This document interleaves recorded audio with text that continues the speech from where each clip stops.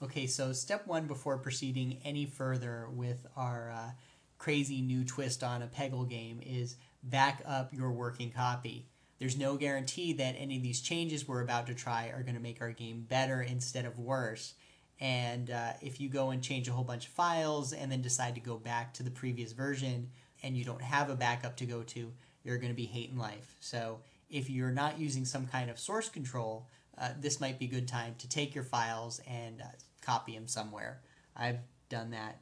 In my directory here, I just created a working backup folder and just copied all my files directly into here. So I'd recommend doing something like that if you haven't. So that being said, let's look at what we can do with our Peggle game. Or sorry, our Puggle game.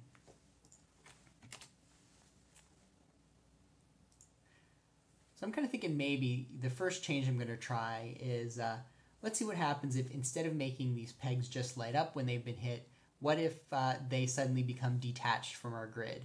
So they actually start falling down into our world and, I don't know, I'm kind of making up stuff, but maybe we can, gain control of our chute at that time and use it to try and catch the pegs. And that will actually be how we score. No idea if that's going to be any good, but let's try it.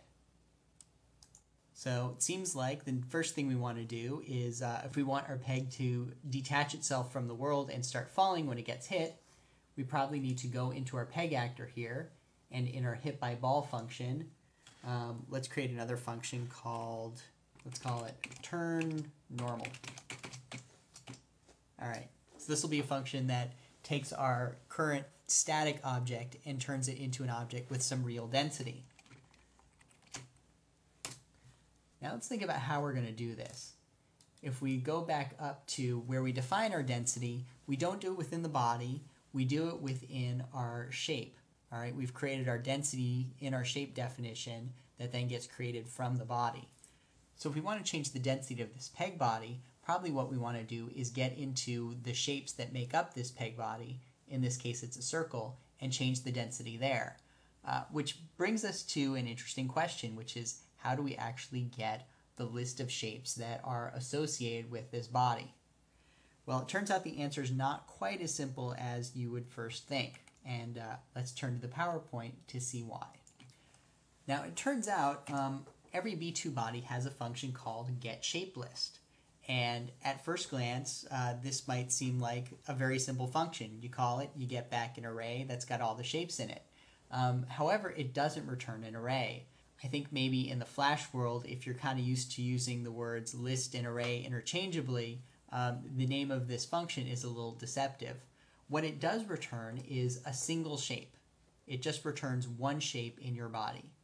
However, that shape has its own function called getNext, which will point to the next shape in the body, and so on and so forth. So as an example, if I had a body that was, say, an arrow, it's made up of two shapes, the rectangle and the triangle up on top.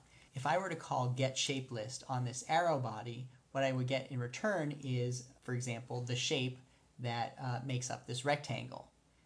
Now within this shape, I could call the getNext function, and that in turn would return the triangle that makes up the second shape of this body. And then if I were to call getNext on this triangle, it would return null, because there are no other shapes in this body. So this definitely seems kind of confusing if you're used to working with things in the Flash world. I would wager pretty good money that the reason it works this way is because remember that Box2D comes from the C++ world, and over in the C and C++ world where they've got pointers everywhere, they really like using linked lists. And I think this whole concept came out of looking at the shapes that make up a body as a linked list. So if you're at all familiar with linked lists, you can kind of keep those in mind as you're working with these shapes, and maybe that'll make these functions make a little more sense. If you haven't used a linked list before, I guess just kind of think of this diagram, and hopefully that will clear things up for you. So let's go back to our code and look at our turnNormal function. So I guess the first thing we should do is iterate through all the shapes in our body. And using what we've now learned about our getShapeList and getNext functions, we can do that by calling this little for loop. So I'm going to call, I'm going to create a little variable called shape, which will be a B2 shape, and it will equal our body's getShapeList function. Or more specifically, it will equal the result of our body's getShapeList function, which will be the first shape among the list of shapes in our peg. Now we'll keep iterating through this list of shapes as long as shape doesn't equal null, and we can get our next shape by saying shape equals shape.getNext. This is kind of a common idiom that I use when I'm either iterating through shapes in a particular body, or if you want to iterate through bodies in your B2 world. So it looks a little strange at first, but once you've used it a couple of times, it'll sort of become one of those programming clips that you've learned from memory. So we'll do this, and within our shape, we can now set our density to equal 1. By the way, I've been informed that setting the density in this manner might not work in future versions of Box2D. They're going to start taking these things, which are essentially just public variables, and force you to use functions that actually set the density. So if you're looking at this a year from now and this call doesn't seem to work, see if there's an equivalent function called something like setDensity. Now once we've iterated through all the shapes in our body, we can call our body's setMass from shapes function again, and this time we're going to get a much different mass for our body because it's now made up of shapes that are not static. And I suppose just to make sure that this thing starts moving, I can call my body's wakeUp function. This may be unnecessary, but I think it's kind of nice to have just in case. So let's run this and see what happens.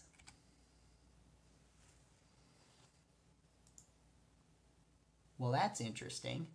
It looks like our pegs are still not moving, even though I'm pretty sure we went and we changed the density. Now, is the problem that our function isn't being called? Well, we can put in a little trace statement here, and I can assure you that it is being called.